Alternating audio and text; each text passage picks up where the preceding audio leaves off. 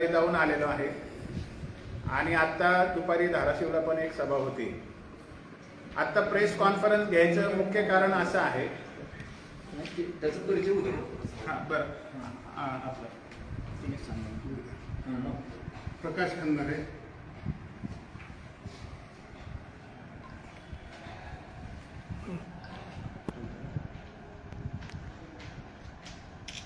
मी नंदकुमार गवारी, माजी जिल्हाध्यक्ष मराठा सेवा संघ। सर धर्मवीर कदम, माजी जिल्हाध्यक्ष मराठा सेवा संघ।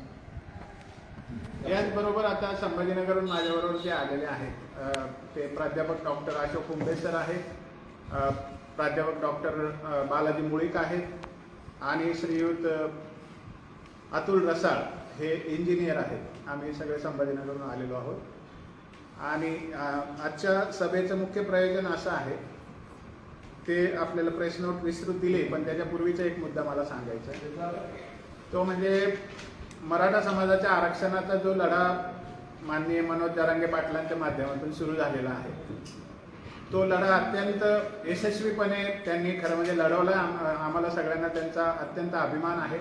सगळा मराठा समाज त्यांच्या मागे एकवटलेला आहे, परंतु या सगळ्या त्यांच्या लढाईमध्ये त्यांनी कोणत्याही समाजाच्या विरुद्ध भूमिका घेतलेली नाहीये आणि मुळातच मराठा समाजाचे जे आदर्श आहेत, मग छत्रपती शिवराय असतील, संत तुकाराम असतील किंवा सगळे वारकरी पंथाचे संत असतील, त्याच्यानंतर महात्मा ज्योतिराव फुले आहेत, छत्रपती राजर्षी शाहू महाराज आहेत, डॉक्टर बाबासाहेब आंबेडकर आहेत, सयाजीराव गायकवाड आहेत, विठ्ठलरामजी शिंदे आहेत, संत गाडगेबाबा आहेत, हे सगळे जे परंपरा आपल्या ज्या आहेत त्या परंपरेला मानणारा हा सगळा समाज असल्यामुळे समतेचं तत्व आध्यात्मिक दृष्ट्या आणि सामाजिक दृष्ट्या या समाजाच्या जीवनाचा एक भाग आहे। त्यामुळे मराठा समाजाच्या कोणत्याही आंदोलनामध्ये कोणत्याही समाजाच्या विरुद्ध कधीही भूमिका घेण्याचा प्रश्नच उद्भवत नाही आणि जरांगे पाटलांनी वारंवार सांगितलेलं आहे की गावाच्या पातळीवर गावगाड्यामध्ये सगळा 18 आलुतेदार, 12 बलुतेदार आणि कुणबी समाज जो आहे मराठा, ज्याचा नाव घेतलं जातं, असा समाज हा शेतकरी समाज म्हणून या सगळ्या गावगाड्याचा एक महत्त्वाचा घटक राहिलेला आहे आणि गावामध्ये सगळा समाज गुण्या गोविंदाने नांदतो आहे। तिथे कोणालाही कोणी असं नाव ठेवण्याचं किंवा जातीवरून बोलण्याचा प्रसंग फारसा कधी येत नाही, परंपरेने पण येत नाही आणि आंदोलनात पण येत नाही। ही पहिली आमची भूमिका आहे। परंतु या सगळ्या आंदोलनाच्या मध्यावरती श्रीयुत छगनराव भुजबळ यांनी ओबीसीचं नेतृत्व करण्याच्या भानगडीमध्ये मराठा समाजावरती अनेक आरोप करायला सुरुवात केलेली आहे आणि मग ते यांनी काही प्रतिक्रिया द्यायची, त्यांनी काही प्रतिक्रिया द्यायची आणि विषय जो आहे ओबीसीच्या नेतृत्वाच्या नादामध्ये मराठा समाजाच्या विरोधात त्यांनी जे आरोप करायला सुरू केलेले आहे, तो पण आमच्या खरं तर या सगळ्या आजच्या प्रवासाचा उद्देश आहे की त्याचे ही स्पष्टीकरण समाजापर्यंत जावं आणि त्याचबरोबर अनेक आता मागच्या 2 दिवसामध्ये श्रीयुत छगन भुजबळ साहेबांच्या ज्या मुलाखती सगळ्या चॅनलने लावलेल्या आहेत, खरं म्हणजे प्रत्येक चॅनल जेव्हा एखाद्या माणसाची अशी मुलाखत लावतं तेव्हा काहीतरी त्याच्यामध्ये पेड न्यूज टाईप भूमिका असते, तशा प्रकारचा वास त्यांच्या मुलाखती मागे दिसून येतो आणि मुख्य मुद्दा असा आहे की त्यांनी जे सांगितलेलं आहे ते मला या ठिकाणी एक अभ्यासक म्हणून त्याचं स्पष्टीकरण द्यायचं। पहिला मुद्दा जो आहे की मराठा समाजाला आरक्षण अनेक आयोगांनी नाकारलं किंवा 1950 पासून मराठा समाजाला सगळ्या आयोगांनी आरक्षण नाकारलं, अशा पद्धतीचं सुप्रीम कोर्टामध्ये पण मराठ्यांच्या विरुद्ध बोललं गेलं आणि त्याच्यानंतर मराठा समाजाचं आरक्षण घालवण्यामध्ये ते पण एक कारण झालेलं आहे। त्यामुळे हा प्रचारात नेहमी मुद्दा असतो की सगळ्या आयोगांनी मराठा समाजाचं आरक्षण नाकारलेलं आहे, तर त्याचं स्पष्टीकरण देणं पण आत्ता माझा उद्देश आहे।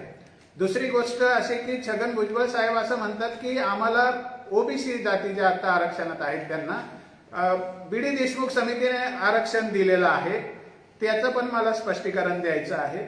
तिसरा मुद्दा जो येतो तो 23 मार्च 1994च्या GR ने नेमकं काय घडलेलं आहे त्याचं पण मला स्पष्टीकरण द्यायचंय आणि त्याचबरोबर आता राज्य मागासवर्ग आयोगाकडे एक पत्र दिलंय राज्य शासनाने मराठा समाजाचं सर्वेक्षण करण्यासाठी, त्याच्याबद्दलची भूमिका मांडणे हा पण माझा एक मुख्य उद्देश आहे आणि त्याशिवाय मराठा आंदोलनाचं जे आता काय होणार, आपल्याला आरक्षण मिळण्यामध्ये काय काय आता बिंदू समोर येत आहेत आणि सरकारची काय धोरणं समोर येत आहेत त्याच्याबद्दलही मला बोलायचं आहे। तर पहिला मुद्दा असा की मराठा समाजाला आरक्षण नाकारलं का आयोगाने, तर याच्यामध्ये कालेलकर आयोग 55 साली आला होता. त्याने मराठा समाजाला आरक्षण नाकारलं नाही. तर मराठवाडा आणि विदर्भामध्ये मराठा समाजाचा मराठा कुणबी म्हणून समावेश कालेलकर आयोगामध्ये होता, पण तो आयोग स्वीकारला नाही. त्यामुळे त्याचं फारसं आता काही महत्व राहिलं नाही. पण त्यांनी मागासलेल्या घटकामध्ये मराठा समाजाला मराठा कुणबी म्हणून घेतलं होतं. त्याच्यानंतर बीडी देशमुख समितीचा जो अहवाल आलेला आहे, बीडी देशमुख समितीचा अहवाल हा माझ्याजवळ आहे. भुजबळ साहेबांनी कदाचित आयुष्यात तो बघितलेला नसावा. या अहवालामध्ये कोणत्याही जातीचं मागासलेपण तपासलेलं नाही. या अहवालामध्ये कोणतीही मागासलेल्या वर्गाची जातीची यादी दिलेली नाही. ओबीसीच्या कोणत्याही मागासलेल्या जातीचं मागासलेपण तपासून हा अहवाल दिलेला नाही. या अहवालाचं उद्दिष्टही ते नव्हतं आणि त्यांना दिलेला टर्म्स ऑफ रेफरन्सही त्याच्या संबंधी नव्हता. हा एक महत्वाचा मला या ठिकाणी स्पष्टीकरण द्यायचं आहे. किती सालचं? हा 61 साली ही समिती नेमली होती आणि जानेवारी 64 ला हा अहवाल आलेला आहे बीडी देशमुख समितीचा. या अहवालामध्ये कोणत्याही जातीची यादी दिलेली नाही मागासलेल्या जातींची. त्यांनी कोणत्याही जातीचं मागासलेपण तपासण्यासाठी त्यांना विषय देण्यात आलेला नव्हता आणि याच्यानुसार कोणत्याही जातीला आरक्षण नाकारलं का आरक्षणात घातलं हा प्रश्नच उद्भवत नाही. हा मुद्दा का महत्वाचा होतो, कारण आजपर्यंत जेव्हा जेव्हा कोर्टात विषय आला की बीडी देशमुख समितीने ओबीसींना आरक्षण दिलंय त्यामुळे ते बरोबर आहे असं सांगितलं जातं प्रशासनाकडून. नेहमी कोर्टाला खोटी माहिती दिली जाते. त्यामुळे मी हा अहवाल मुद्दाम दाखवायला आणलेला आहे. बीडी देशमुख समितीने दिलेलं नाही आरक्षण, मग ओबीसीला आरक्षण कसं मिळालं, तर बीडी देशमुख समितीने 4 वर्ग करायला सांगितले होते फक्त, SC, ST, VJNT आणि ओबीसी. तर ते 4 वर्ग बीडी देशमुख समितीचे सांगितल्याप्रमाणे करून 1965च्या 9 एप्रिलला एक GR निघाला आणि त्यामध्ये लोकसंख्येच्या प्रमाणात आरक्षण दिलं गेलं होतं. 9 एप्रिल 1965 रोजी SC ला 13% आरक्षण होतं, ST ला 7% आरक्षण होतं, VJNT ला 4% आरक्षण होतं आणि ओबीसीला 10% आरक्षण होतं. त्या दिवशी ओबीसीची यादी तयार झालेली नव्हती हे त्या GR मध्येच लिहिलेले 1965च्या. तो GRही माझ्याकडे आहे. तर मग बाकीच्या याद्यांचं काय, तर बाकीच्या याद्या 1950 पासून SC ST ची यादी तीच आहे जी आजही लागू आहे. VJNTची यादी 1961 रोजी 61ला नोव्हेंबरमध्ये तयार झाली होती. थाडे समिती नावाची समिती होती, त्यांनी तयार केली होती. त्यामुळे VJNTची यादी सुद्धा आयडेंटिफाईड यादी आहे, म्हणजे त्यांची पण तपासणी झालेली होती. पण ओबीसीची यादी तयार नव्हती. 13 ऑक्टोबर 1967ला पहिल्यांदा ओबीसीची यादी दिली, ती यादी पण माझ्याजवळ आहे. 180 जातीची यादी घोषित केली प्रशासनाने. त्याला कुठल्याही आयोगाच्या अहवालाचा आधार नाही, त्याला कुठलाही सर्वे नाही, क्वांटिफायबल डेटा नाही, कोणत्याही जातीचं मागासलेपण तपासलेलं नाही. अचानक एक जातीची यादी आली 13 ऑक्टोबर 1967ला आणि 180 जातीनं ओबीसी म्हणून घोषित केलं. त्यामध्ये धनगर आहेत, वंजारी आहेत, कुणबी आहेत, सोनार आहेत, न्हावी आहेत, धोबी आहेत, कुंभार आहेत, असे 180 जाती. त्यामध्ये माळी, तेली, भंडारी, मराठा, वाणी, गुजर अशा जाती नव्हत्या. हे अचानक 13 एप्रिल 1968ला एका ओळीचा GR निघाला. तो GRही तुम्हाला दाखवला तर आश्चर्य वाटेल की आरक्षण कशी महाराष्ट्रात दिली गेलेली आहेत.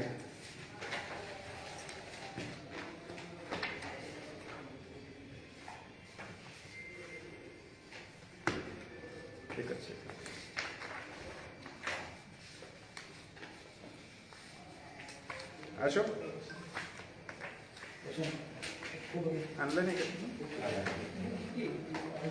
GR 2च्या GR याच्यात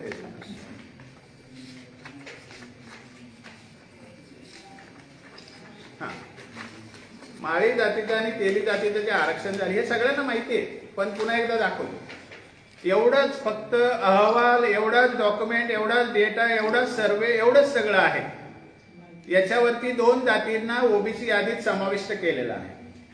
ही पहिल्या यादीतले नाही येते, हे मध्येच घातलेले. मी म्हटलं ना घुशीच्या बिळातून घुसलेले, आम्हाला मागच्या दारातून जे म्हणतात हे घुशीच्या बिळातून घुसलेले. आणि याच्यामध्ये काय म्हटलेलं आहे की 13 ऑक्टोबर 1967च्या यादीत सुधारणा करून खालील जातीचा समावेश 182 आणि 183 वर करण्यात आला. तर त्याची 24 एप्रिलला लगेच 8 दिवसाने थोडी बदल करून त्यांचे क्रमांक फक्त बदलले, तेली आणि माळी. तर आता पण त्याच क्रमांकावर 81 वर तेली आहेत आणि 182 वर माळी आहे. त्याच्यानंतर पुन्हा मग माळी जातीच्या सगळ्या पोटजाती पण अशाच पत्राने घातलेल्या आहेत. तर माझं काही कोणत्या व्यक्तिगत जातीवर आक्षेप नाही आहे. फक्त ते सांगतात की आमचं सगळं कायदेशीर आहे. तर माझं म्हणणं असं की ते काही घटनात्मक नाही, कायदेशीर नाही. सगळं केवळ कोणत्या तरी जातीला आरक्षण द्यायचं आणि कोणत्या तरी जातीला आरक्षण नाकारायचं. आणि हे कोण ठरवू शकतं? तर प्रशासनात बसलेले जे पहिल्यापासून प्रस्थापित लोक आहेत त्यांनी हे ठरवलेलं आहे. आणि त्यामुळे भुजबळ साहेब जे म्हणतात आमचं सगळं कायदेशीर आणि आमच्यावर उगीच आक्षेप घेतला जातो, हे चुकीचं आहे. 10% रिझर्वेशन हे लोकसंख्येच्या प्रमाणात दिलं होतं, कारण माझ्याकडे जो GR आहे हा अतिशय महत्वाचा GR आहे. 18 मे 1959चा हा GR आहे, यशवंतराव चव्हाणांच्या अखत्यारीत काढलेला. याच्यामध्ये त्या दिवशी असलेल्या सगळ्या ओबीसी याद्या रद्द करून सगळ्या समाजातल्या कोणत्याही मुलाला शिक्षणातल्या सगळ्या सवलती लागू केल्या होत्या या GR ने. म्हणून 94 पर्यंत शिक्षणात आपल्याला कधीही अडचण आली नाही, सगळ्यांचं शिक्षण फुकट व्हायचं. ते या GR मुळे व्हायचं. तर याच्यामध्ये त्यांनी सांगितलं की जात विरहित समाज निर्माण करणे हे आपलं ध्येय आहे. म्हणून जातीच्या आधारावर बेनिफिट देण्याऐवजी आपण आर्थिक निकषावर बेनिफिट द्यावे म्हणून हा GR काढला होता. त्यामुळे शिक्षणात आरक्षण घ्यावं लागलं नाही आपल्याला, कारण या GR मध्ये सगळ्या सवलती आपल्याला 94 पर्यंत चालू होत्या. आणि जे आरक्षण दिलं मी पर्सेंटेज सांगितलं ते फक्त नोकरीसाठी होतं. आणि तेच ही यादी आहे त्याची 86 ला पब्लिश झालेली. या यादीला ते लागू होतं. तर 200 जाती झाल्या 94 पर्यंत. मंडल आयोगाची जी केस झाली म्हणतात ती मंडल आयोगाची केस नव्हती, ती केस होती Indira Sahni versus union of India. तर त्या केसचा पण मला तुम्हाला सांगणं आवश्यक आहे, कारण त्याच्यावरून पण गैरसमज केले जातात. जसं कालेलकर आयोग 55 साली आला तर तो घटनेच्या नियमानुसार 340(3) नुसार संसदेत मांडावा लागतो. संसदेने त्याला स्वीकारावं लागतं तर तो व्हॅलिड होतो. तर तो व्हॅलिड झाला नाही. तसंच मंडल आयोग सुद्धा 31 डिसेंबर 1980 रोजी आला तर त्याला सुद्धा संसदेने व्हॅलिड केलेलं नाही, संसदेसमोर ठेवलेलं नाही, मान्यता दिलेली नव्हती. तो आयोग अहवाल व्हॅलिड नसल्यामुळे तो लागू करण्याचा प्रश्नच नव्हता. VP सिंगाने भाषणात सांगितलं असेल की मी मंडल आयोग लागू करतो, पण जेव्हा GR निघाला तेव्हा GR मध्ये मंडल आयोग लागू न करता ही जी यादी होती, राज्यांमध्ये अशा याद्या होत्या, ही 1986 ची यादी आहे. या याद्यांना फक्त केंद्र स्तरावर 27% आरक्षण दिलं होतं, मंडल आयोगाच्या यादीला नव्हे. आणि या याद्यांच्या आधारे या राज्यात आरक्षण होतं, केंद्रात आरक्षण नव्हतं इंदिरा साहनी पर्यंत. तर या जातींना केंद्रामध्ये पण आरक्षण लागू केलं 27%. एवढंच त्या GRचं महत्व आहे. आणि सुप्रीम कोर्टाने इंदिरा साहनीमध्ये तेच व्हॅलिड केलं की राज्यामध्ये ज्या जाती आरक्षण घेत आहेत त्यांना केंद्रामध्ये सुद्धा बेनिफिट मिळावे. आता तुम्हाला माहिती द्यायची की राज्यामध्ये यादी असते, त्याला राज्यातले बेनिफिट मिळतात. केंद्रामध्ये एक यादी असते, त्याला केंद्रातले बेनिफिट मिळतात. केंद्र म्हणजे रेल्वे असेल, LIC असेल, बँका असतील, अशा केंद्रीय आस्थापनामध्ये रिझर्वेशन मिळतं. आणि ते सुद्धा जे आरक्षण लागू झालं ते पण नोकरीपुरतंच होतं, शिक्षणातलं आरक्षण नव्हतं इंदिरा साहनीने लागू केलेलं ते पण. त्यामुळे मंडल आयोगाचं नंतर जे नावं सांगितली जातात, मंडल आयोगाने असं केलं, मंडल आयोगाने तसं केलं. मंडल आयोग हा व्हॅलिड आयोग नाही, कोणत्याही कोर्टाने त्याला मान्यता दिली नाही आणि सुप्रीम कोर्टाने त्याला मान्यता दिलेली नाही. हा पहिला मुद्दा. मग केंद्रामध्ये जेव्हा हे आरक्षण लागू झालं या जातीतल्या म्हणजे या यादीतल्या जातींना, एवढंच या निर्णयाचं महत्व आहे. इंदिरा साहनीमध्ये सुप्रीम कोर्टाने राज्यामध्ये मंडल आयोग लागू करा असा आदेश दिलेला नव्हता. भुजबळ साहेब हे सांगतात की इंदिरा साहनीने सुप्रीम कोर्टाने आम्हाला ते आरक्षण द्यायला सांगितलं. ते धादांत खोटं आहे. तसं सुप्रीम कोर्टाचा निकाल नाहीये. सुप्रीम कोर्टाचा निकाल फक्त राज्यातल्या यादीला केंद्रात आरक्षण देण्याचा आहे. आता पुढचा मुद्दा असा येतो की किती टक्के ओबीसी, किती टक्के बाकीचे. तर असं सांगितलं जातं की मंडल आयोगाने 52% ओबीसी म्हटलंय, त्यामुळे आम्ही 52% आहोत असं नेहमी म्हटलं जातं.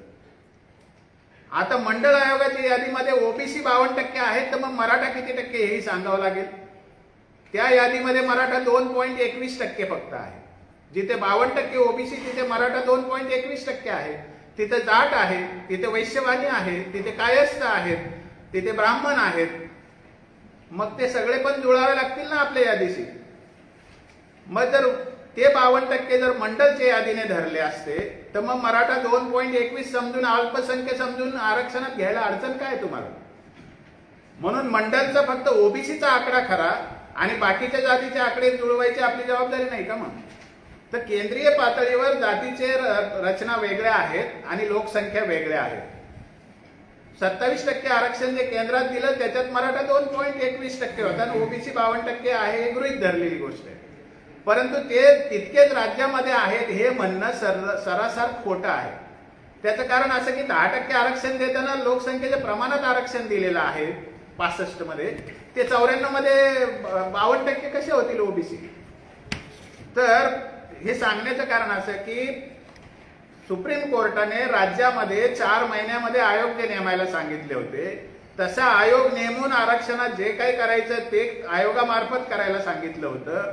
ते न करता 23 मार्च 1994 रोजी एक GR काढला आणि त्या GR मध्ये विजयंती पूर्वी 4% होते तर त्यांना फक्त 5.5% आरक्षण दिलं, म्हणजे 1.5% त्यांना आरक्षण वाढवलं आणि त्यांना 2 गटात विभागणी केली, तर ते आधी पण 2 गटातच होते.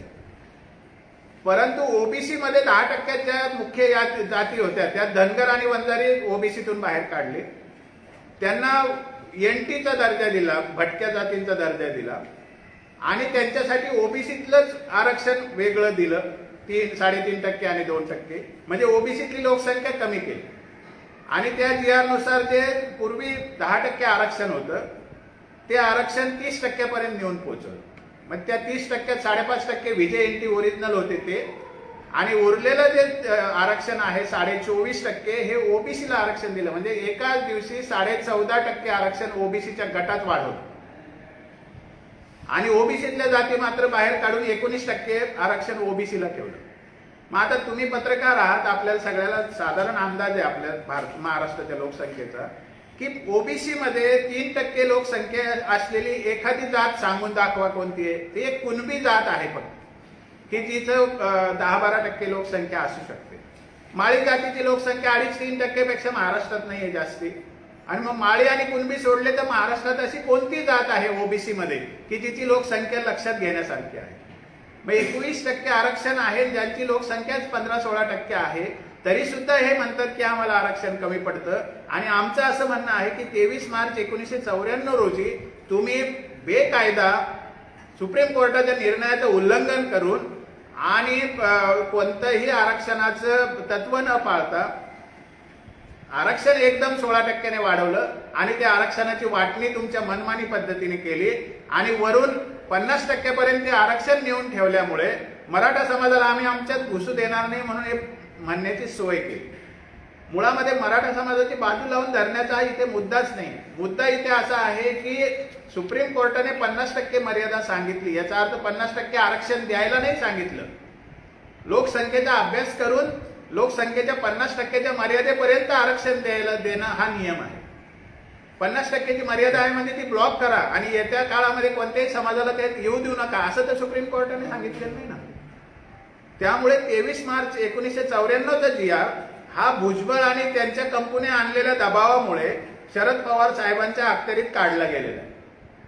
त्यामुळे तो GR जो आहे तो घटनाबाह्य आहे, सुप्रीम कोर्टाच्या इंद्रासाहनी निकालाचं उल्लंघन करणारा आहे, सामाजिक न्यायाच्या तत्वाचं त्या ठिकाणी पायमल्ली होते आहे.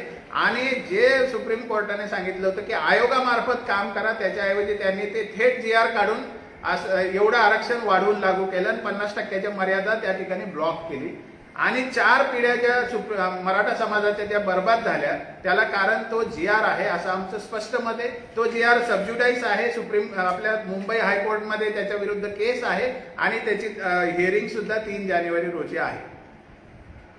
आता मला जो मुख्य मुद्दा आता सांगायचा होता, हे भुजबळांच्या म्हणण्याला थोडंसं स्पष्टीकरण होतं. आता भुजबळ साहेब म्हणतात आमचं मराठा आरक्षणाला विरोध नाही, पण जून 2008 मध्ये बापट आयोगाचा अहवाल तयार होत असताना शेवटच्या महिन्यामध्ये रावसाहेब कसबेची अपॉइंटमेंट भुजबळ साहेबांनी दबाव टाकून केली होती आणि ते रावसाहेब कसबेंनी ऑन रेकॉर्ड कॅमेऱ्यामध्ये मुलाखतीमध्ये सांगितलेलं आहे. आणि त्यांची अपॉइंटमेंटच याच्यासाठी केली होती की मराठा समाजाचा मागासलेपणाचा अहवाल जाऊ नये, मराठा समाजाला ओबीसीत घालण्यासारखा अहवाल आयोगाने देऊ नये म्हणून दबाव टाकण्यासाठी भुजबळ साहेबांनी कसबेंची अपॉइंटमेंट केली. आणि कसबेंचा आता जो व्हिडिओ प्रसारित झालेला आहे की कशी खुटी मारून ठेवली की मराठ्यांना जन्मात आरक्षण मिळणार नाही, हे कसबे साहेब म्हणजे जाहीरपणे सांगतात, रावसाहेब कसबे. आणि भुजबळ म्हणतात माझा मराठ्याच्या आरक्षणाला विरोध नाही, म्हणजे ते चाटळ बोलतात. दुसरा मुद्दा असा की तुम्ही नोव्हेंबर आणि डिसेंबर 2018चे पेपर काढून बघा, व्हिडिओज काढून बघा, बातम्या काढून बघा. या ओबीसीच्या लोकांनी मराठ्यांना एसीबीसी म्हणू नका म्हणून खूप आंदोलनं केली, खूप त्याच्या विरुद्ध आक्षेप घेतले, मीडियामध्ये पण घेतले आणि कोर्टात ते आमच्या विरोधात होतेच. त्यामुळे हे जे म्हणतात मराठ्याच्या आरक्षणाला विरोध नाही, ही खोटी गोष्ट आहे. ते तर 50%च्या वरच आरक्षण होतं. पंकजा मुंडे मंत्री गटाच्या बैठकीतून 30 नोव्हेंबर रोजी उठून गेल्या होत्या रागावून की यांना एसीबीसी का म्हणताय तुम्ही मराठ्यांना. त्यामुळे यांचं म्हणणं आहे की आमचा मराठा आरक्षणाला विरोध नाही, ही गोष्ट खोटी आहे. त्यांचा मराठ्यांच्या प्रत्येक बेनिफिटला विरोध आहे, हे पेपरवर सिद्ध होते. आता महत्वाचा मुद्दा आणखी मला सांगायचा आहे तो की आता राज्य मागासवर्ग आयोगाला 4 दिवसापूर्वी एक पत्र दिलंय सरकारने, ते म्हणजे मराठा समाजाचं सर्वेक्षण करण्यासाठी. आता माझा थेट प्रश्न सरकारला आहे की आम्ही आता आंदोलन कोणतं लढतोय की आम्ही कुणबी आहोत आणि जमिनीवरती आता आमच्या 25,000 नोंदी मराठवाड्यातल्या सापडल्या आणि बाकी ठिकाणच्या तर 32-33 लाख 35 लाख नोंदी सापडल्या. म्हणजे हा मराठा समाज ज्याची आज नोंद मराठा होतीये तो बहुसंख्य मराठा समाज मराठा कुणबी किंवा कुणबी मराठा किंवा कुणबी आहे. कुणबी मराठा कुणबी सुद्धा ओबीसीतच आहे. म्हणजे आम्ही मराठा कुणबी आहोत किंवा कुणबी आहोत, या दोन्ही गोष्टीचं जरी मान्य केलं तरी आम्ही आरक्षणात आहोत ना आता. मग तुम्ही कोणत्या मराठ्यांचं सर्वेक्षण करायसाठी ते आदेश काढलाय आणि त्यासाठी 400 कोटी मंजूर केलेत आणि सगळ्या महाराष्ट्राचं सर्वेक्षण करणार आहे, पण तो समाज जमिनीवर ओळखणार कसा तुम्ही. तर मी विचारलं तर ते म्हणाले आम्ही जाऊ विचारायला, त्याने जात ज्याची मराठा जात सांगेल त्याचा आम्ही अहवाल देऊ. पण माझं असं मत आहे की मराठा या नावाचे आपल्याला 3 टप्प्यात विभागणी करावी लागते. मराठा समाज जो त्याच्याकडे नोंदी आहेत म्हणून कुणबी झालेला आहे, मराठा समाज मराठा कुणबी म्हणून आरक्षणात आहे तो मराठा कुणबी समाज, आणि ज्याला कुणबी मानायचं नाही स्वतःला असं जो 96 कुळी राव मराठा किंवा निजामी मराठा किंवा सरदार मराठा जे काय नाव द्यायचंय 96 कुळी ज्याला म्हणतात असा मराठा आहे. त्याची संख्या तर आपल्या माहितीप्रमाणे 1-2% भरते फक्त. म्हणजे त्याच्यासाठी 400 कोटीचं सरकारने बजेट ठेवलंय का. तर सरकारला पहिल्यांदा हा निर्णय करावा लागेल की तुम्ही कोणत्या मराठ्याचं सर्वेक्षण करणार. मग आम्ही मराठा कुणबी तर आमचा निर्णय काय करणार तुम्ही. म्हणजे आमचा निर्णय करण्याचं पेंडिंग ठेवून तुम्ही आयोगाचं सर्वेक्षण करून काय करणार आहात. तर या आयोगाचं जे सर्वेक्षण सुरू झालं त्याचे 2 प्रश्न आलेत. एक तर मराठा कोण हे तुम्हाला आधी सांगावं लागेल, आणि आम्ही तर मराठा कुणबी आहोत किंवा कुणबी आहोत तर आमचं सर्वेक्षण करायला आम्ही मागतच नाही, आमचा तर त्याला पाठिंबा असण्याचं काही कारणच नाहीये. दुसरा मुद्दा याच्यामध्ये असा आहे की आमच्या प्रश्नाचं काय करणार तुम्ही. आम्ही असं सुरुवात झाली आंदोलनाला तेव्हा काय सांगितलं होतं की आमच्याकडे आम्ही मराठा कुणबी आहोत 1 जून 2004च्या GR नुसार, तर आम्ही शेतकरी आहोत कुणबी आहोत हे पूर्वापार अनेक रेकॉर्डवरून, आता 1881ची जनगणना असेल, 1884चे सगळे गॅजेटियर असतील, 1909चा हैदराबाद गॅजेटियर असेल, या सगळ्यातून आता हे सिद्ध झालं की आम्ही कुणबी आहोत. मग आम्ही कुणबी आहोत तर आम्हाला कुणबी दाखले द्या, सरसकट कुणबी दाखले देणं ही मागणी आमची आहे. आणि मग त्या मागणीला डावलण्यासाठी सरकार आता खेळी काय करतंय. अशी पण बातमी येते की आता येत्या हिवाळी अधिवेशन जे आहेत विधानमंडळाचं त्याच्यामध्ये एक अध्यादेश आणून 50%च्या वरचे एक आरक्षण द्यायचं सरकार नियोजन करते. आणि ते गाजराची पुंगी वाजली तर वाजली अशा भाषेमध्ये एकदा आरक्षण देऊन टाकायचं, आंदोलन थांबवून टाकायचं, मग कोर्टात लटकलं तर लटकलं. अशा भूमिकेत सरकार असण्याची आम्हाला जास्ती आता शंका येते, कारण या बातम्या पण येऊन गेलेल्या आहेत की अध्यादेश आणण्याची शक्यता आहे. तर आमचं सरकारला स्पष्ट सांगणं आहे की तुम्ही ही भूमिका पहिल्यांदा निश्चित करा की आमचं सरसकट कुणबी दाखल्याचं तुम्ही काय करणार आहात. आणि मग आयोगाकडे सर्वेक्षणाचा विषय येतो आणि मग अध्यादेश काढण्याचा विषय येतो. ही सगळ्यात पहिला मुद्दा आहे. दुसरा मुद्दा असा आहे की सरकार समजा मराठा समाज म्हणून आम्हाला सर्वेक्षणात घेऊ इच्छित असेल तर आम्ही मागासलेले ठरल्यानंतर ओबीसीत 50% मर्यादेत तुम्ही आम्हाला घालणार आहात का? आरक्षण न मिळण्याचा मुख्य मुद्दा मराठा समाजाचा आहे. 50% वर आरक्षण देण्याची सरकारची भूमिका आहे म्हणून अडकतंय ते आरक्षण. ते याच्यामुळे अडकत नाही की मराठा समाज मागासलेला नाही.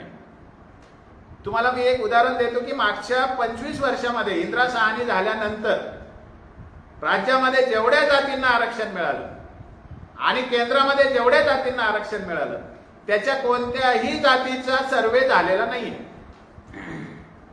आयोगाच्या कार्यपद्धतीमध्येच 50 ते 150 प्रश्नावल्या घेण्याची पद्धत आहे.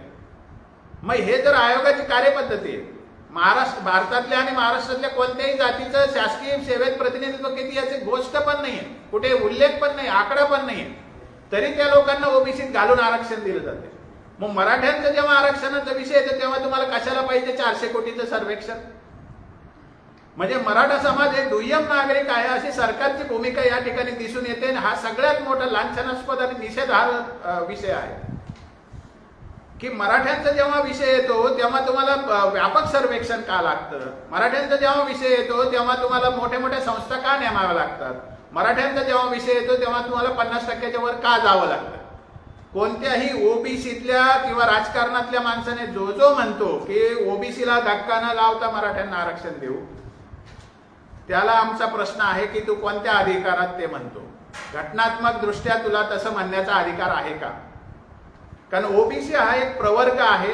आपल्या राज्याला ओबीसी या प्रवर्गात टाकण्यासाठी एक कोटा ठरवून दिलेला आहे आणि त्या कोट्यामध्ये जो सामाजिक शैक्षणिक दृष्ट्या मागासलेला ठरेल त्याला त्याच्यात जायचा अधिकार आहे. आता त्या कोट्यात आरक्षण घेणाऱ्या कोणत्याही घटकाला म्हणण्याचा अधिकार नाही की आम्ही दुसऱ्याला ओबीसीत येऊ देणार नाही. घटनात्मक बाजू ही आहे. राजकीय नेत्याने एकदा तरी सांगितलं का नाही मराठ्यांना ओबीसीत द्यायचं जर तो एलिजिबल ठरला तर? आणि आता हा प्रश्न विचारला जावा, आम्ही विचारणारच आहोत. आम्ही सगळ्या आमदारांना हा प्रश्न विचारणार आहे की तुम्ही याचं उत्तर द्या की तुम्ही असं का म्हणता की मराठ्यांनी ओबीसी देऊ नये? तुम्हाला कोणी अधिकार दिला असं म्हणतात? ही घटनात्मक दृष्ट्या एकदम घटनाबाह्य गोष्ट आहे, बेकायदेशीर गोष्ट आहे, नागरिकांच्या मध्ये भेदभाव करण्याची गोष्ट आहे जे 16(1) आणि 15(1) मध्ये म्हटलेलं आहे. आणि तिसरी गोष्ट आहे, न्यायासमोर आम्हाला डिस्क्रिमिनेट केलं जातंय म्हणून आर्टिकल 14चा पण याच्यामध्ये संबंध आहे. म्हणजे आर्टिकल 14, आर्टिकल 16(1), आर्टिकल 15(1) खाली भंग होतो जर कोणी म्हणत असेल की मराठ्यांना आम्ही ओबीसीत येऊ देणार नाही किंवा मराठ्यांना विद्यमान ओबीसी कोट्यात आम्ही आरक्षण देणार नाही, ओबीसीच्या आरक्षणाला आम्ही तसूभरही धक्का लागू देणार नाही. ही भाषा आहे, ही टोटली घटनाबाह्य भाषा आहे आणि ही खरं म्हणजे नमूद करण्यासारखी गोष्ट आहे. मराठा समाजाच्या जखमा अजून बळबळवण्याचा किंवा त्यात मीठ चोळण्याचं सरकार किंवा राजकारणी लोक किंवा ओबीसीतले लोक काम करतात.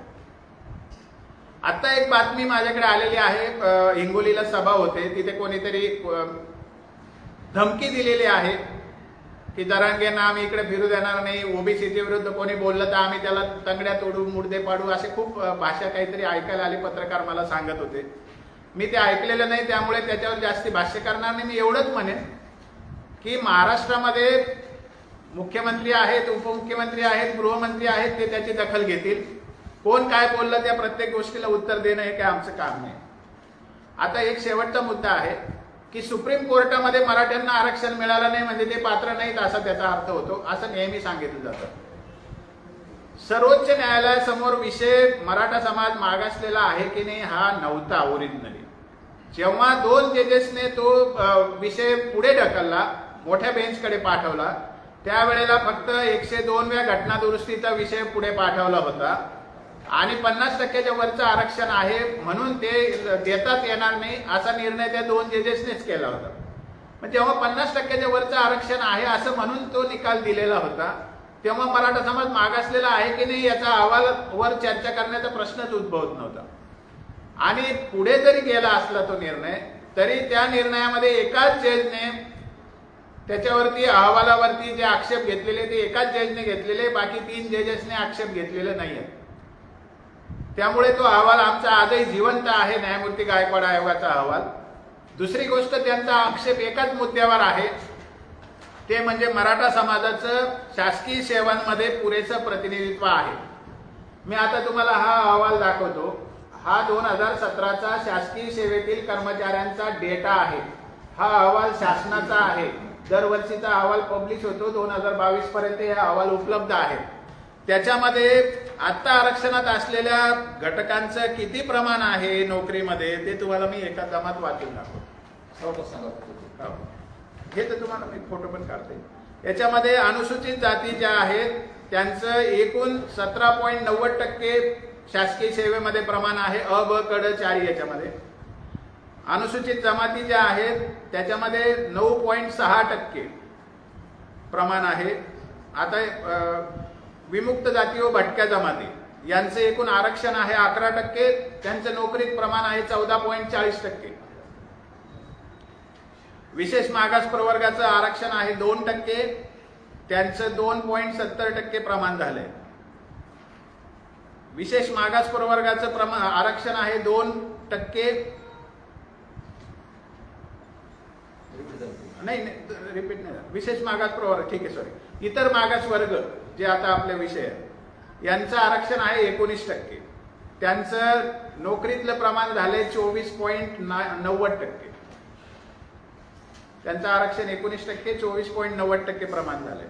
एकूण मागासवर्गीयांचं जे प्रमाण आहे ते 69.40% आहे. त्यांचं एकूण आरक्षण आहे 52%. आणि बिगर मागासवर्गीय म्हणजे खुल्या वर्गाचं त्या दिवशी प्रमाण आहे 30.60%. तेव्हा EWS लागू नव्हतं. मग आता काय सांगायचंय मला की ज्या आता आपल्याकडे एक अहवाल आलेला आहे पाठिया कमिशनचा. त्याच्यामध्ये ओबीसी किती आहे महाराष्ट्रामध्ये तर 37%. तो अहवाल कसा वगैरे त्याच्यावर बोलायची गरज नाही. आता 37% तर त्यांनी दाखवले आणि ते अफिडेव्हिटवर सरकारने सुप्रीम कोर्टाला सादर केले की ओबीसी 37% आहेत. आणि ते त्यांनी सगळ्यांनी सुप्रीम कोर्टाने स्वीकारूनच राजकीय आरक्षणाचा निर्णय दिला. आणि आता यांचं तर प्रमाण 42% झालंय नोकरीमध्ये. मग 37% लोकसंख्या असलेल्या लोकांचं प्रमाण नोकरीमध्ये 42% होणं जास्ती का 70-80% लोकसंख्या असलेल्यांचं 30% प्रमाण असणं जास्ती. तर मराठा समाजाचं जे प्रमाण सुप्रीम कोर्टाने सांगितलं त्यांनी गणिती म्हणजे मॅथमॅटिकल चूक केलेली आहे आणि कॉन्स्टिट्युशनल फ्रॉड केलेला आहे. म्हणजे गणिती पद्धतीची चूक कशी आहे, नोकरीतलं प्रमाण बघायचं असेल तर 100%च बघावं लागतं. पण त्यांचा अट्टा असे की नाही मी खुल्या वर्गातच फक्त कम्पेअर करील. करा हरकत नाही. मग खुल्या वर्गाशी जर मराठ्यांची तुलना केली तर मराठ्यांच्या लोकसंख्येचं पण खुल्या वर्गातच तुम्हाला प्रमाण धरावं लागेल ना. मग खुल्या प्रवर्गात मराठा जर 70% असतील आणि त्यांचं प्रमाण जर खुल्या प्रवर्गात 30% असेल तर त्याला अपुरं प्रतिनिधित्व म्हणायचं का पुरेसं प्रतिनिधित्व म्हणायचं. तर त्यांनी फक्त 30% आकडा सांगितला आणि लोकसंख्या तिथे 30% धरली जी एकूणात 30% 100%. आणि दिशाभूल केलेली आहे. सुप्रीम कोर्टाला सत्य बदलण्याचा अधिकार नाही. समजा सुप्रीम कोर्टाने 10-10-25 होतात असं लिहिलं असेल तर सुप्रीम कोर्ट चुकलंय हे म्हणण्याचा नागरिकांना अधिकार आहे. सत्य बदलण्याचा सुप्रीम कोर्टाला अधिकार नाही. सुप्रीम कोर्टाने जर चुकीचं कॅल्क्युलेशन केलं असेल तर ते चुकीचं आहे बोलण्याचा नागरिकांना अधिकार आहे. त्या अधिकारात मी बोलतोय की सुप्रीम कोर्टाने दिशाभूल करण्यासाठी मुद्दाम अर्धवट कॅल्क्युलेशन त्यांच्या निकालात दिलेलं. त्याची गणिती पद्धती तर चुकलेलीच आहे पण त्यांची संवैधानिक सुद्धा त्यांनी चूक केलेली आहे असं आमचं स्पष्ट मत आहे. नाहीतर त्याचं कारण सांगतो मी काय. घटनेमध्ये 16(4) मध्ये काय म्हटलेलं आहे, राज्य शासनाच्या किंवा केंद्र शासनाच्या मताप्रमाणे एखादा वर्ग जर शासकीय सेवेत पुरेसा प्रतिनिधित्व नसेल त्याला आरक्षण द्यायची तरतूद आहे. पण त्याच्यामध्ये मत राज्य शासनाचं मत आहे. In the opinion of the government असा शब्द आहे आणि त्या मताला किंमत आहे. म्हणजे इथे कॉन्स्टिट्युशनल कमिशनने सांगितलंय की हे इनॲडिक्वेट रिप्रेझेंटेड आहे. इथे राज्य शासनाच्या प्रत्येक आमदाराने पाठिंबा देऊन सांगितलंय की हा समाज इनॲडिक्वेटली रिप्रेझेंटेड आहे. तर घटनेने सुप्रीम कोर्टाला असा अधिकार दिलेला नाही की हे दोन्ही खोटं बोलतायत असं म्हणण्याचं. आणि तिथे खोडसाळपणाचं आम्हाला जास्ती मला दिसतंय. आणि मी स्पष्ट सांगतोय एक नागरिक म्हणून, कारण घटनेमध्ये नागरिक सर्वोच्च आहे, देशामध्ये नागरिक सर्वोच्च आहे. त्यामुळे याच्यात कॅल्क्युलेशनमध्ये चूक झालेली आहे आणि घटनात्मक दृष्ट्या सुद्धा ती आमच्या दृष्टीने चूक आहे. त्याचं दुसरं एक कारण सांगतो. पुरेसं असणं आणि अपुरं असणं याला तुलना करावी लागते, कारण ही तुलनात्मक रिलेटिव्ह कन्सेप्ट आहे. तर पुरेसं आहे हे तुम्ही कशाच्या आधारावर सांगितलं की इतकं पर्सेंटेज पुरेसं असतं आणि इतकं पर्सेंटेज पुरेसं नसतं, याला काहीतरी तुम्हाला तर्क सांगावं लागेल. एक शेवटचा एका सेकंदाचा मुद्दा आहे की सुप्रीम कोर्ट जे म्हटलं ना मराठा समाजाचं प्रतिनिधित्व पुरेसं आहे, तर पुरेसं आहे की नाही याचा आधार काय? तर भारतामध्ये एकाही आयोगाने आणि एकाही न्यायालयाने किती प्रतिनिधित्व पुरेसा असते याचा निकाल दिलेला नाही. सुप्रीम कोर्टाच्या या म्हणण्याला की हा समाज पुरेसा आहे शासकीय सेवेमध्ये, त्याला पुरेसं प्रतिनिधित्व आहे असं म्हणणं, याला आधीचा कोणताही आधार नाहीये. त्यामुळे सुद्धा तो निर्णय आम्हाला चुकीचा वाटतो. एकतर आयोगाच्या अहवालाचा विषय नव्हता, कारण 50% वरचं आरक्षण होतं. त्याच्या पुढे जाऊन सुप्रीम कोर्ट म्हणतं की हा समाज सोशली एज्युकेशनली बॅकवर्ड नाहीये आणि त्याची छाननी एकतर्फी केली जाते, उपलब्ध पुरावे लक्षात घेतले जात नाही. त्यामध्ये असं म्हणलं जातं की मागच्या सगळ्या आयोगांनी मराठ्यांना मागासलेपण नाकारलेलं आहे आणि हे करत असताना मुंबई उच्च न्यायालयाच्या निकालातला 164 जो पॅरेग्राफ आहे तो पॅरेग्राफ मुद्दाम दुर्लक्षित केला जातो. मुंबई उच्च न्यायालयाच्या निर्णयामध्ये 164 पॅरेग्राफमध्ये मागच्या आयोगाने कसं काम केलेलं आहे आणि त्याच्यात कोणत्या त्रुटी आहेत आणि त्यांनी सर्वे कसा केलेला नाही, त्यांनी डेटा कसा गोळा केलेला नाही याची सगळी छाननी टेबल देऊन विस्तृत सांगितलेली. सुप्रीम कोर्टाने 163चा पण पॅरेग्राफ रेफर केला, 165चा पण पॅरेग्राफ रेफर केला आहे, पण 164चा मुद्दाम त्याच्यात उल्लेखच येऊ दिला नाही. अजून एक शेवटचा मुद्दा आहे. हायकोर्टने जेव्हा मराठा समाजाच्या आरक्षणाला अफेल केलं म्हणजे मंजुरी दिली, तेव्हा त्यांचा निकाल 176वा पॅरेग्राफ आहे. हायकोर्ट असं म्हणते की मराठा समाजाला 60 वर्षे विनाकारण आरक्षणाबाहेर ठेवलं म्हणून आता त्याला पहिल्यांदा आरक्षण देण्याची गरज आहे. परंतु लवकरात लवकर शासनाने राज्य मागासवर्ग आयोगाच्या कलम 11 प्रमाणे राज्यातल्या ओबीसी जातीचं पुनर्परीक्षण करावं, पुनर्तपासणी करावी आणि लवकरात लवकर मराठा समाजाला 50%च्या आत समायोजित करावं असा निकाल हायकोर्टचा दिलेला आहे. सुप्रीम कोर्टाने हा पॅराग्राफ सुद्धा दुर्लक्षित केला. सुप्रीम कोर्टाकडून आदेश अपेक्षित होता की लवकरात लवकर शासनाने पुनर्तपासणी करून या समाजाला 50%च्या आत ऍडजस्ट केलं पाहिजे हे सांगण्याची अपेक्षा सुप्रीम कोर्टाकडून होती, कारण हायकोर्टचा निर्णय तसा होता आणि या गोष्टीकडेही डावलून सुप्रीम कोर्टाने निकाल दिलेला आहे. बाकी अनेक प्रश्न जे उपस्थित होतात ते मी लिस्ट याच्यामध्ये दिलेली आहे. मला असं वाटतं की या निमित्ताने एवढं पुरेसं आहे. आपण काही प्रश्न विचारले तर सर, माझा पहिला प्रश्न होता, तुम्ही जे अहवाल आहेत सगळे हे समिती आहे जे मंडळ आयोग आहे, या सगळ्या आयोगामध्ये त्रुटी काढली, पण आता मराठा समाजाला आरक्षण कसं मिळेल हे सांगितलं कोणी? तुम्ही म्हणजे काय मार्गाने काय मार्ग? आम्ही मराठा समाजाला आरक्षण मिळण्यासाठी गेली 2 महिने आंदोलन करतोय, ते तर जमिनीवर सगळ्यांना माहिती आहे. आमची मागणी, छोटी मागणी काय होती सुरुवातीला, की मराठवाड्यातला मराठा समाज हा रेकॉर्डनुसार कुणबी आहे, पण मराठवाड्यासाठी 5 कारणं आहेत. एक कारण असं की हा निजामाच्या राज्यामध्ये असलेला समाज होता. इथे जातीचा कॉलम रेकॉर्डमध्ये दिसून येत नाही, म्हणजे कासरा पाणी असेल किंवा सातबारा असेल किंवा जन्ममृत्यू नोंद असेल अशा ठिकाणी जातीचा कॉलम नाहीये जुन्या काळात असलेला. इव्हन आता सुद्धा जन्म दाखल्यामध्ये जात लिहिली जात नाही. हा एक मुद्दा आहे. मग जातीचा कॉलम नसेल तर नोंद असण्याचा प्रश्न कमी येतो. दुसरा मुद्दा असा की या ठिकाणी रजाकारांचं जे आंदोलन झालं होतं 48 साली, तेव्हा अनेक कार्यालयामधलं रेकॉर्ड जाळलेलं आहे. तिसरा मुद्दा असा की 1955 पूर्वीचं निजाम काळातलं रेकॉर्ड गायब आहे, म्हणजे जे फारसी भाषेतलं असेल किंवा जुन्या काळातलं असेल ते रेकॉर्ड रेव्हेन्यू डिपार्टमेंटला सापडत नाही. हा एक आमचा मुद्दा होता. आणि अजून पुढचा मुद्दा होता की मराठा समाजाची शैक्षणिक पात्रता नव्हती, शाळेत कोणी जात नव्हतं म्हणून शालेय रेकॉर्ड 67 पूर्वीचा अवेलेबल नाही. या आणि सगळ्यात महत्वाचा मुद्दा, मराठवाड्यातल्या नागरिकांना 371(2) नुसार घटनात्मक संरक्षण आहे. त्यांचे अधिकार जर डावले जात असतील, त्यांना सामाजिक न्याय मिळवून द्यायचा असेल तर सरकार वेगळी तरतूद करू शकतं.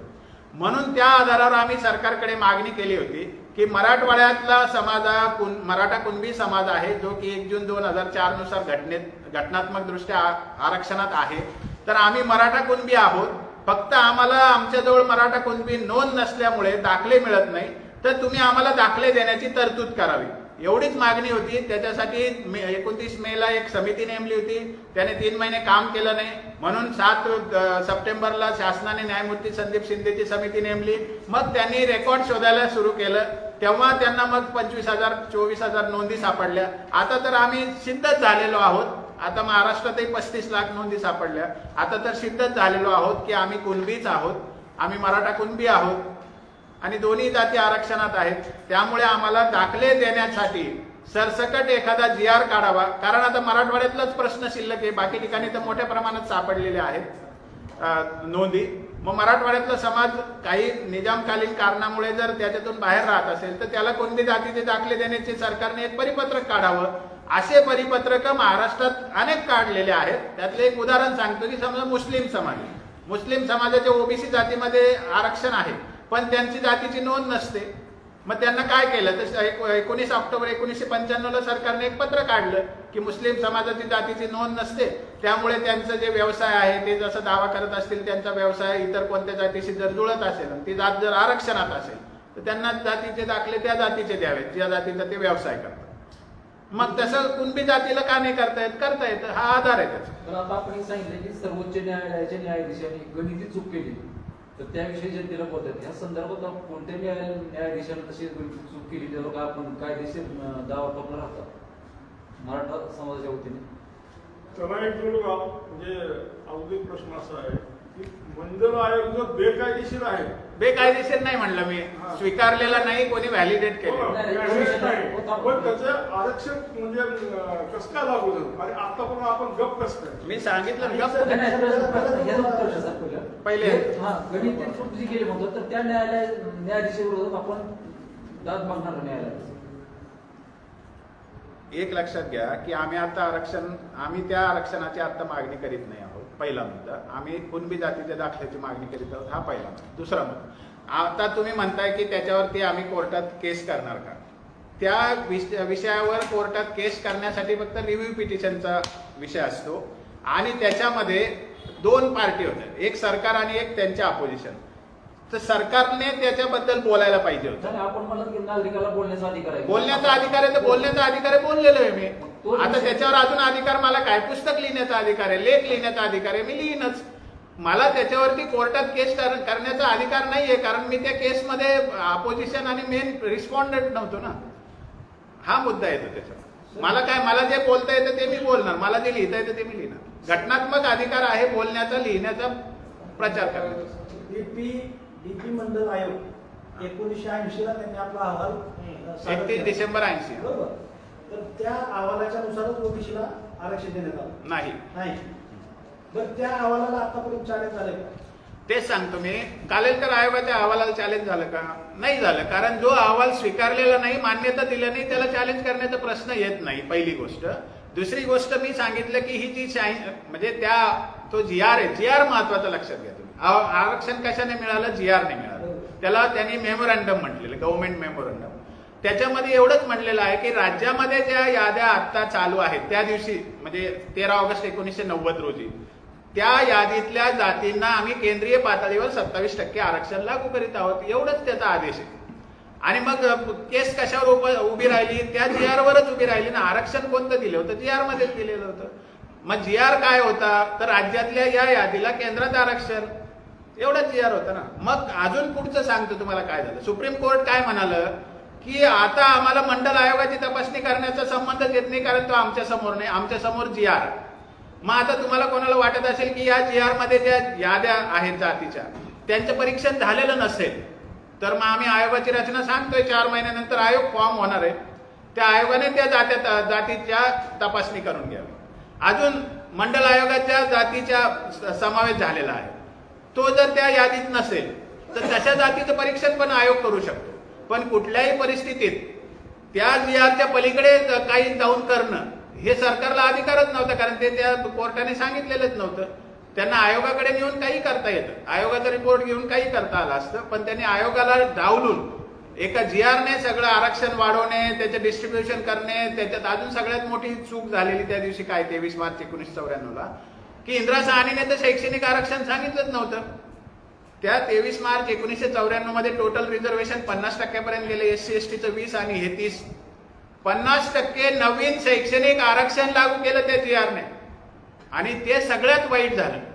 कारण यशवंतराव चव्हाणांचा जो GR आहे तो चालू होता तोपर्यंत कोणीच ओरड करत नव्हतं, कारण आपण सगळे फुकट शिकलो ना तेव्हा. आणि जेव्हा ग्लोबलायझेशन आलं, खेड्यापाड्यातल्या सगळ्या मुलांना शिकायची उमेद आली, शहरात सगळे लोक शिकू लागले, नोकऱ्यांच्या मागे धावू लागले, तेव्हा शिक्षणातली अडचण मराठा समाजाच्या 4 पिढ्यांना आली. आणि खरं दुखणं हे आहे, लक्षात घेण्यासारखी गोष्ट आहे. खरं दुखणं यशवंतराव चव्हाणांचा निर्णय 23 मार्चला फिरवला, हेच जास्तीत दुखणं आहे. पवार साहेबांनी निर्णय फिरवला म्हणायचा. शरद पवार साहेबांनी मुख्यमंत्री होते, सगळं केलं भुजबळ साहेबांनी. कुणबी मराठाप्रमाणे कुणबी लिंगायत, कुणबी मारवाडी सुद्धा जाती सापडतात. त्यात काही त्याच्यात आश्चर्य काही नाहीये. मी पुन्हा सांगतो, फार सोपा प्रश्न तुम्ही चांगला विचारला, की आता आरक्षणात मारवाडी नावे आहे, लिंगायत माळी आहे, लिंगायत नावे आहे, लिंगायत कुंभार आहे. जोड जात असेल आणि त्यातली एक जात जर आरक्षणात असेल तर दुसरीला आपोआप आरक्षण मिळतं. त्याच्यासाठी 30 ऑगस्ट 1968चं पत्रच आहे, त्याच्यानुसार शेकडो जाती आरक्षण घेत आहेत आता. त्यामुळे लिंगायत कुणबी असेल त्या पत्रानुसार आरक्षणाला पात्र आहेत. मारवाडी कुणबी असेल ते आरक्षणाला पात्र आहेत जर त्यांनी अर्ज केला तर, कारण मारवाडी नावे आरक्षण घेत आहेत आता. 50%च्या वरी आरक्षण देणार म्हणून सगळी म्हणतात, त्यांचा थेट विरोध आहे त्यांचं म्हणणं आहे की 50% आरक्षणात धक्का न लावता मराठा समाजाला आरक्षण देईल असं मुख्यमंत्री उपमुख्यमंत्री सगळ्यांचं म्हणणं आहे. त्यांचं थेट ते विरोध आहे. घटनात्मक चूक करतायत. चूक करते नाही, थेट विरोध आहे का आमचा त्यांचा विरोध. आमदार खासदार जे बोलतात का 50%च्या वर आरक्षण देऊ. त्यांचा मराठा आरक्षणाला विरोधच आहे. इथले खासदार बी म्हणतात 50%च्या वरच आरक्षण तो द्या. कोणीही म्हणू, मी व्यक्तीचं नाव घ्यायची गरज नाही, कारण प्रत्येक जण म्हणतोच. या प्रतिक्रियेवर तुमची भूमिका काय असणार आहे? आमची भूमिका असं आहे की ते घटनात्मक फ्रॉड करता आहे, ते संविधानाचं पायमल्ली. आज संविधान दिवस आहे, संविधानाच्या दिवशी संविधानाची शपथ घेऊन मी सांगतो की ते चूक करतायत. कारण असं आहे की आरक्षणाचा कोटा ठरवून दिलेला असतो, तोच घटनात्मक कोटा असतो. 50% त्यांनी कोटा दिला ना, त्याच्यात ती वाटणी झालेली, ओबीसीचा कोटा इतका, याचा कोटा इतका. तर ओबीसीचा 32% कोटा आहे, त्याच्यातच देणं हेच कायदेशीर असतं, त्याच्या बाहेर देणं माझा कायदेशीर प्रश्न असतं. असा आहे, जे विरोध करतायत त्यांच्याबद्दल तुमची भूमिका, मराठा समाजाची भूमिका काय असणार आहे? आमची भूमिका, आमचा त्यांना विरोध आहे, हीच भूमिका असणार ना. काय भूमिका असणार? सर, कुणबी शब्दाचा प्रॉब्लेम येतो कुठेतरी. काही आता मध्ये नारायण साहेब म्हणजे परत साताऱ्यामध्ये काही विरोध झाला, तर ही कुणबी जे आहे तो प्रॉब्लेम कोणाला येतो? मराठा लोकांना येतो. मराठा कुणब्यांना नाही येत ना. बरं. मराठा कुणबी आरक्षणात आहे की नाही? हा. 1 जून 2004च्या GR प्रमाणे. आता माझा बाप सालदार होता 50च्या दशकामध्ये. माझ्याकडे आमचे वडील आता नंतर आम्हाला 5-6 एकर कुळाची जमीन मिळाली, 4 एकर आमची वडलोपार्जित जमीन आहे. तेव्हापासून तर आतापर्यंत माझ्या आईकडचे, मामाकडचे, पोरांचे सगळे व्याही किंवा बहिणीकडचे सगळे नातेवाईक शेतकरी. आमचं जिंदगीच शेतात गेली. मग आता मी कुणबी नाही का? माझं तर कोणी बापदादा मला किती पिढ्यात आठवत नाही कोणी लढायला गेला होता. मग कुणबी असण्याचा पुरावा काय द्यायचा? अजूनही व्यावसायिक जात आहे ना. नावी जर असेल, त्याने दुकान चालवत असेल पिढ्याने पिढ्या, तर त्याला नावी म्हणण्याची पद्धत आहे. व्यावसायिक जात आहे की नाही आपली. मग आम्ही कुणबी आहोत. ज्याला वाटतं मी फक्त मराठाच आहे, त्यातला एक मुद्दा असा येतो की कोकणामध्ये हा मुख्यत्वे प्रश्न येतो. कोकणामध्ये मराठा समाज हा कुणब्या बरोबरीचा नाहीये. कुणब्यांवर प्रचंड अन्याय झालेला आहे तिकडे, म्हणून ते कुणबी वेगळे आणि आम्ही मराठा कुणबी वेगळे. कारण एका जातीमध्ये पुष्कळ पोट जाती असतात. आता ते कुणबी कुठले आहे? कोणते? ते कोकणी कुणबी म्हणतात. बरं, ओके. त्यांचं प्रचंड म्हणजे ते त्यांना अन्याय झालेला आहे. त्यांना पाणी सुद्धा वरून द्यायचे. म्हणजे शूद्र समाज आहे. शूद्र तर आम्ही पण आहोत, पण ते त्यांना प्रत्यक्ष अस्पृश्यासारखी वाटतात. त्यामुळे त्यांचा विरोध खूप मोठा आहे. म्हणजे कुणबी लोकांचाही विरोध आहे मराठ्यांना कुणबी म्हणण्यात, आणि मराठा लोकांचाही विरोध आहे त्यांना कुणबी म्हणून घेण्यात. पण आमचं तसं नाही ना. 1881च्या जनगणनेच्या अहवालात काय म्हटलंय की without any distinction Kunbis are found in Marathwada only, म्हणजे हैदराबाद स्टेट ओनली. म्हणजे आम्ही फक्त कुणबी आहोत, आम्हाला कोणतंच विशेषण लागत नाही, आणि आमच्या नशिबी आलं की आम्हाला कोणतंच आरक्षण मिळत नाही. मग हे दुखणं आहे आमचं 60 वर्षाचं, ते आता आम्ही समोर आणतोय. बाकी काय सर, ह्या सगळ्या प्रक्रियेवर क्युरेटिव्ह पिटिशनचा कसा प्रभाव असेल? क्युरेटिव्ह पिटिशन आणि आयोगाचं सर्वेक्षण हे युजलेस जॉब आहे. हे लोकांची फसवणूक आहे. 400 कोटी जनतेच्या टॅक्स मधून जात आहेत. सगळ्या जनतेने त्याच्या विरुद्ध खरं तर आवाज उठवला पाहिजे. त्याचं कारण असं आहे की क्युरेटिव्ह मध्ये काय होणार आहे सर, तर तुम्ही अजून पुरावे देणार, पण मूळ मुद्दा बदलणार आहे का? 60%, 50%च्या वरचं आरक्षण मग ते व्हॅलिडच होणार नाही. मग ते कशाला क्युरेटिव्ह खेळत बसायचं? तुम्ही 50%च्या आत आणणार का विषय? घटनात्मक मर्यादेत आणणार का विषय? नाहीच आणणार तर किती क्युरेटिव्ह करून काय होणार हो? सरकार देईल का? कारण सरकार या संदर्भात बैठक घेतली मंत्रालयात आणि पत्रकार परिषदेला येण्यापूर्वी एक म्हणतात की ऐकल काय त्यांनी म्हणलं तेवढं सांगायचं निघू जायचं. तशीच आता भूमिका वाटत नाही का? नाही आमचा प्रयत्न, आमचं आंदोलन कुठे थांबलं? त्यांची मर्यादा कुठे संपली आहे? शिंदे समितीचं काम चालू आहे की नाही? ती अकॅडमिक समिती आहे. शिंदे समिती प्रशासनिक समिती आहे. शिंदे समिती आयोग नाही आहे. तर त्यांचं काम इमानदारीने चालू आहे तोपर्यंत डाऊट घ्यायचं आम्हाला तर काही कारण नाही. आणि ते त्यांच्या पद्धतीने काम करतायत. त्यांचा रिपोर्ट येईल तेव्हाच होईल ना काही. यांचं म्हणणं आहे समिती काम करते, पण शासनात बसलेले शासन जे प्रतिनिधी आहेत तेच म्हणतात की मराठा समाजाला कोणत्याही आरक्षणात हक्क नव्हता, मराठा समाजाला आरक्षण देण्यात येईल. अहो. 50%ची मर्यादा वाढून आता तुम्ही पण सगळे सुज्ञ आहात की आता पश्चिम महाराष्ट्र, विदर्भ, खानदेश, उत्तर महाराष्ट्र, पश्चिम महाराष्ट्र किती नोंदी सापडल्या? मग ते तर आरक्षणात आलेत ना. आता फक्त मराठवाड्यात नोंदी नाही म्हणून हे अस्पृश्य झालो का आम्ही? बरं त्यांचं वजन आहे का? त्यांनी टच केलं नाही का ओबीसीला? ते राजकीय आरक्षण सुद्धा घेतात. आम्ही तर राजकीय आरक्षण पण मागितलं नाही. आम्हाला तर बस शैक्षणिक आणि नोकरीतला आरक्षणाचा प्रश्न आहे. मग आता आम्हीच घोडं मारलं का ओबीसीचं की आमचंच ओझं होतं? बाकी सगळे झाले ना 70% ऑलरेडी. तर याच्याबद्दल आम्हाला दिल्यानंतर सरकारने 10%, 5% वाढवावं ना जर ओझं होत असेल तर. कोणी विरोध केला त्याला? पण ओबीसीत आम्ही गेल्यानंतर वाढवायचं, ते आमच्यासाठी नाही वाढवायचं. नाही तर वेगळं पुन्हा कोर्टात जाऊन ते रद्द होतं. मग इतरांना खुश करण्यासाठी अशी भाषा वापरतात का ते मराठा समाजाचे नेते? इतरांना खुश करण्यासाठी अशी भाषा वापरतात का? त्यांना न्यूनगंड आहे असं फार तर म्हणू. सर इकडे मोठ्या प्रमाणात कुणबी दाखले आता सापडत आहेत किंवा सापडलेले आहेत. आधी पण होते सर ते, आता फक्त नोंदी समोर. या पुराव्यांच्या आधारे कुणबी ओबीसीचे प्रमाणपत्र का दिले गेले नाहीत त्यावेळेस महाराष्ट्रात सगळ्या काढलेले आहेत ना भरपूर काढले. त्यावेळेस कधी आणि त्यावेळी आता एवढ्या मोठ्या प्रमाणात सापडलेले आहेत. मग आता जे सापडलेले पुरावे आहेत त्याचा उपयोग अगोदर का केला गेला नाही? त्या सरकारने का सर केला? हा या मुद्द्याचा शोध फक्त मराठवाड्यासाठी बोलता येतो आपल्याला. बाकी पश्चिम महाराष्ट्रामध्ये किंवा विदर्भामध्ये तर 60 वर्षापासून आरक्षण घेतातच ना. त्यांनी आधी कुठे दाबून धरले? त्यांना तर मिळतच. उत्तर महाराष्ट्रामध्ये पण मिळतं, नाशिक जिल्ह्यात पण मिळतं, नगरमध्ये 90% लोकांना कुणबी मिळतंय ऑलरेडी. मग आता पलीकडे समजा काही 5-10% ऍडिशनल सापडले असतील, पण बाकीचे तर ते घेतच होते ना. याच्यातून काय झालं की त्या सगळ्याच्या सगळ्या नोंदी नव्याने आल्यासारख्या दाखवू लागले. असं नाही, त्यातल्या बऱ्याच लोकांनी आधी आरक्षण घेतलेलं आहे ना कुणबी म्हणून. त्याच्यामुळे ते नवीन नाहीत त्या नोंदी. मराठवाड्यात फक्त 20-22 हजार ज्या काय सापडल्या त्या नवीन आहेत. जरांगे पाटलांची तारीख संपत आलेली आहे आणि 400 कोटी मात्र आता खर्चाला ते आमचा संबंध नाही, ते वेगळ्याच कामासाठी आहे. नेमकं काय दिशा असणार आहे? तेच सांगतो मी. सरकारने काय केलंय, त्यांना क्युरेटिव्ह पिटिशन लढण्यासाठी मोठा डेटा करायचा आहे की 50%च्या वरचा आम्ही टिकवून दाखवू असं म्हणण्यासाठी. आतापर्यंत आयोगानं दिलं, मागासवर्गीय आयोगानं पण मराठवाडा याच्यामध्ये घ्या म्हणून बिनशर्त पाठिंबा त्यावेळेस दिला होता. म्हणजे सगळ्या गोष्टी वारंवार करत काय मग त्याच्यामुळेच आम्ही म्हणतो ना आपण ते पैसे वाचवावेत आपले 400 कोटी. आता ते तर वाचणार नाही. पण 70 वर्ष म्हणजे पूर्ण राज्यकर्ते हे मराठा समाजाचे, तरी सुद्धा एवढा मोठा अन्याय आपण कसं काय सहन केला? आणि त्या राज्यकर्त्याला म्हणजे कसंच काय म्हणजे काय वाटलं नाही? आता मला मी प्रश्न विचारतो की 1950च्या दशकात आणि 60च्या दशकात कोण मराठा नेते होते? 4 नावं सांगा. कुणीच नव्हते मराठा. कोण मंत्री होते मराठा? त्यांची 4 नावं सांगा. ते तर केंद्रात होते, पण ते एकटेच दिसतात ना, दुसरे कोण? 50च्या दशकात म्हणजे 50 ते 60 आणि 60 ते 70 मध्ये.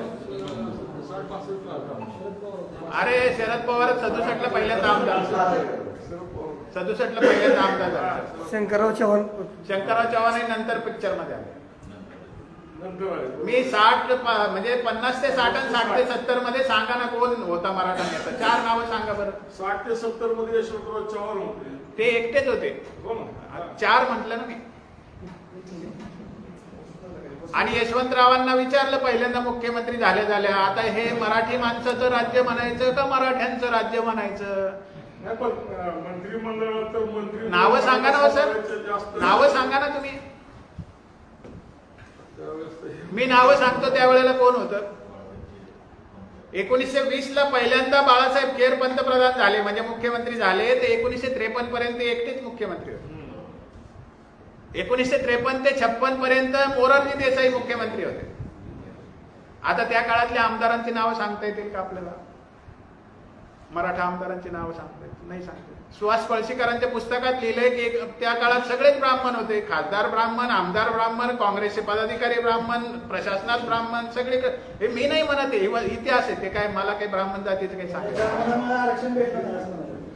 माझं म्हणणं नाही, ते होते की नाही हा मुद्दा आहे. मराठा होते का पॉवरफुल राज्यकर्ते? हा सगळ्यात मोठा वाईट समज आहे की मराठा ही राज्यकर्ते जमात आहे. मुळामध्ये 1818ला जेव्हा पेशवाई गेली तेव्हा मराठा कधी राज्यकर्ते होते? 70 पासून तर आतापर्यंत आहेच. सांगतो, आरक्षणाचं धोरण हे त्या 70च्या आत ठरले आणि तेव्हा 14 वर्षे एकच मुख्यमंत्री होते. आणि प्रशासनामध्ये तुम्हाला सांगतो की 1947 पूर्वी तर मराठा असण्याचा चुकून संबंध नव्हता प्रशासनामध्ये. कारण 1920ला पॉलिटिकल रिझर्वेशन मिळालं होतं मराठ्यांना 7 जागांचं. म्हणजे ते पॉलिटिकल रिझर्वेशन शैक्षणिक आणि आर्थिक मागासलेपणाच्या आधाराने मिळालं होतं. 50 पर्यंत आपलं राजकारणात काही नव्हतं, प्रशासनात काही नव्हतं.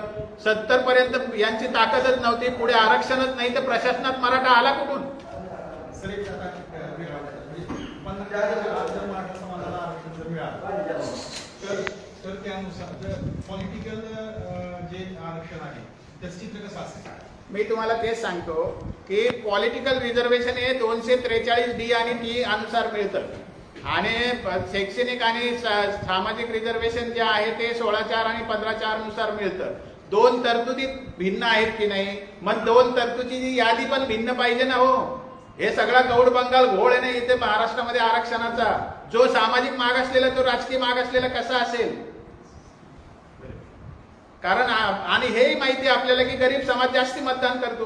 त्याला मतदानाची जाणीव नाही असं तर म्हणू शकत नाही आपण. झोपडपट्टीतला समाज जास्ती मतदान करतो. त्याला फक्त 2 गटाला आरक्षण आहे कॉन्स्टिट्युशनली, ते म्हणजे SC आणि ST ला.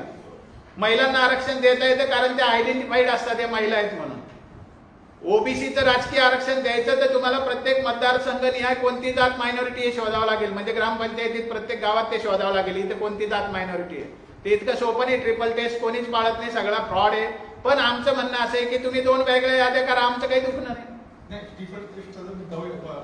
माझं म्हणणं काय, पहिलं कायदेशीर बाब समजून घ्या. 243D आणि 243T मध्ये स्थानिक स्वराज्य संस्था आणि पंचायत राजमध्ये आरक्षण मिळतं. त्याची यादी वेगळी असली पाहिजे आणि 16(4) आणि 15(4) ची यादी वेगळी असली पाहिजे. म्हणजे हा घोळच होणार नाही. राजकीय ओबीसी आणि इकडचे ओबीसी वेगळे होतील आणि मग हा भांडण होणार नाही. अजून एक स्पष्ट सांगायला काही अडचण नाही. गायकवाड आयोगाने 2 लाख निवेदनं गायकवाड आयोगाला दिली. 45,000 कुटुंबाचं सर्वेक्षण केलं. सगळ्यांनी सांगितलं आम्हाला राजकीय रिझर्वेशन नको म्हणून. मराठ्यांनी कुठे राजकीय रिझर्वेशन मागितलं? तेव्हा आधार होऊच शकत नाही ना भांडण्याचा. एक तर तुम्ही चूक करता, घटनात्मक 2 तरतुदी एकात एक मिक्स करता. वरून पुन्हा मराठ्यांना राजकीय लाभ घेण्यासाठी आरक्षण पाहिजे असा आरोपही करताय. हे चुकीचं आहे ना. सगळी परिस्थिती पाहता 50% आपण आरक्षण मिळू शकतो. आम्ही गेलोच आहे ना. आता कुणबी जातीचे दाखले तर किती लोकांना पाहिजे? 10%च राहिले ना आता बाहेर. मग मराठवाड्यावर अन्याय होतो तर मराठवाड्यासाठी थोडं सवलत द्यायला काय हरकत आहे? एवढाच मुद्दा होता. बाकीचे तर आता नोंदी पण सापडल्या की त्यांना मिळतच आहे म्हणून. 50%च्या वर जर गेलं तर इंद्रा सामी केस आहे. अहो सर, पण आपल्याकडे लोकसंख्येचं तरी बघा ना तुम्ही. जिथे ओबीसी मराठात जर 64% भरत असतील तर 32% आरक्षण ऑलरेडी पुरेसं आहे ना.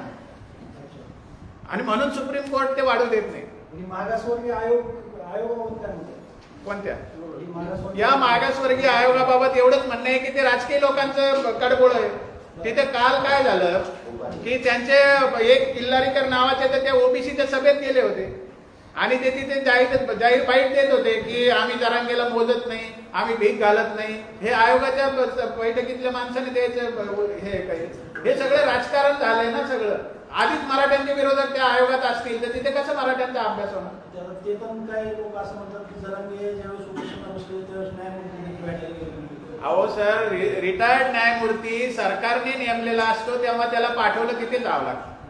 आणि मी म्हणतो रिटायर्ड नाही, सिटिंग जजला सुद्धा जर काम दिलं असतं सरकारने की you have to go there and sit, तर त्यांना ते काम करावं लागतं. ते सरकारचे नोकरच आहे ना. त्यात काय कमी. आणि ते सर म्हणले, का म्हणले? कारण धनंजय मुंडे सुद्धा साहेब म्हणाले त्यांना. आता सरकारचा मंत्री जो प्रतिनिधी तो साहेब म्हणतो, तर नोकराला तर म्हणणं भाग आहे ना साहेब त्यांना. आणि भुजबळ साहेब जेलमध्ये जाऊन आले, कशात? तेलगी घोटाळा, नंतर महाराष्ट्र सदन घोटाळा, नंतर ते काय बेहिशेबी मालमत्ता घोटाळा, आणि आजही जामिनावर आहे. तरी सुद्धा त्यांना साहेब म्हणतोच ना आम्ही. छगन भुजबळ साहेब बऱ्याचदा तोंडातून येतात आमच्या, असं बरं. अजून वाईट महाराष्ट्रामध्ये की ते मंत्री आहेत, सरकारचे प्रतिनिधीच आहेत, तेच जाऊन दंगली करायला सांगतात, दहशत माजवायला सांगतात. या महाराष्ट्राच्या राजकारणाचं काय स्थिती आहे बघा तुम्ही.